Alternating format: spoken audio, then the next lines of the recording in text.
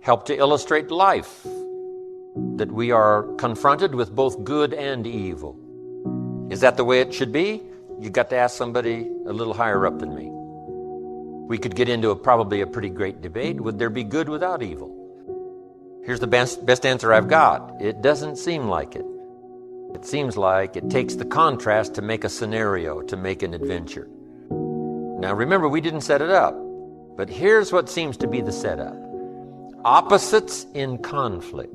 That seems to be the setup for a human adventure. One contesting against the other, vying for the territory. Would there be light without darkness? We probably wouldn't call it light. What gives us the value of one is the contrast of the other. But darkness is always trying to move in and take all the territory. But if you turn on the light, its energy starts to repel darkness. Darkness begins to move away.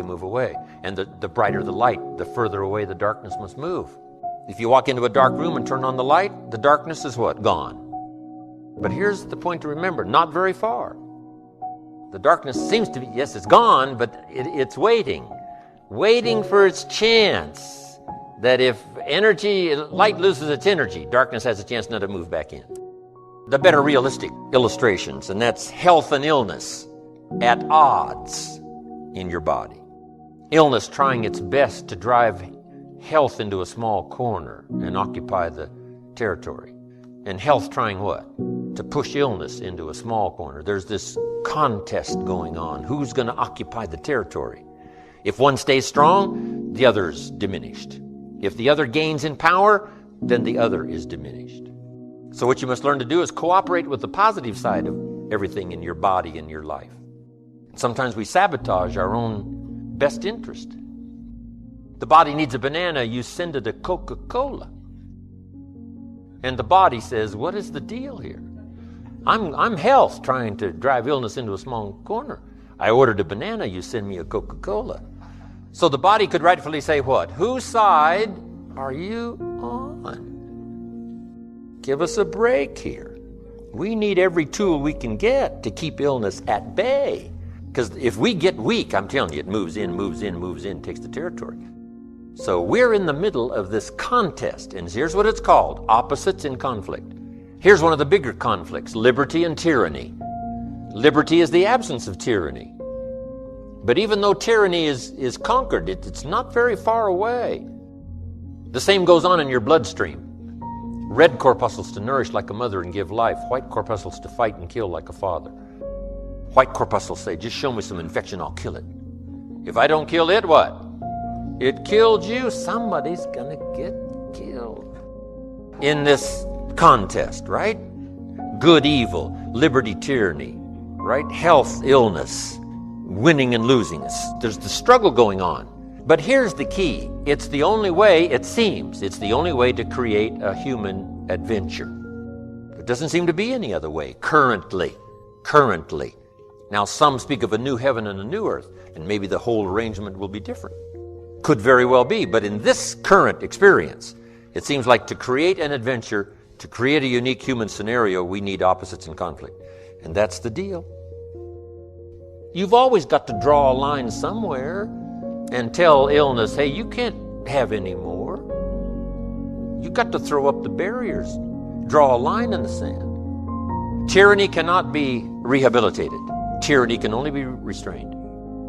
We must play this game. We must fight this game. But here's what it creates, a great adventure. Let me give you the ultimate now. Could you win if you couldn't lose? And the answer is no, it doesn't seem like it. You couldn't call it winning. You can't win if you couldn't lose. So that's the deal now. Negative, positive. Would there be negative, positive without negative? No, it doesn't seem like it. It seems like this is the current setup, for the foreseeable future. It looks like it's been that way as long as we can remember and as long as the history tells us. So here's what you want to do if you want the adventure. You must learn to play this game. To work with all the positive forces to defeat the negative forces as early and as soon and as much as possible. To contain the ravages of disease that want to take you early. You got to fight back. You can't just leave it. Somebody says, well, I got my fingers crossed. Not a good philosophy. Jump on the positive side of whatever you want and see if you can't help out in this warfare, in this push-shove match. That's the key. Don't neglect a new life if you've started a new life. What if you said to a brand new mother, "Where is your baby?" She says, "I have no idea." You would say, "No, that isn't right." If you start a new life, you must care for it. You must protect it. You must give it life, give it nourishment. Now here's the other part. You must protect it. That's why the old wise man said, we must learn to love and hate. So underline that. You must learn to love and hate. And the illustration he used was, you must learn to love good and hate evil. To deal with the weeds in your garden, you got to hate weeds. You got to hate them enough to what? Kill them. You can't say, "Well, poor weeds." Say, "No, this ain't the deal, poor weeds." Don't go soft on this stuff now. You got to hate evil. You got to hate the weeds that are out to destroy your garden and rob your children of the nourishment they deserve. You got to take the life of the weeds, or they will take the life of your garden. Somebody's going to get killed. Remember? So, learn the good evil. Now here's the greatest battle in the mind. Here's what you must not become: a victim of yourself. What is that insidious voice inside your own head that says, "You're too short, it'll never work for you, you're too tall," right? It's over for you, right? It's never worked for you before. What gives you any idea that it'll work for you now? You've never been able to rise up and take charge of your life. What makes you think you can do it now? There's going to be too many obstacles out there. You'll never overcome them all. What is that insidious voice? It's the same game going on inside your head that's going on in the world. Liberty and tyranny in a push-shove match. And here's what you've got to do. Cooperate with the positive side of your life and let faith drive out doubt, right? Let winning drive out losing. Let positive drive out negative. But you got to get into the contest.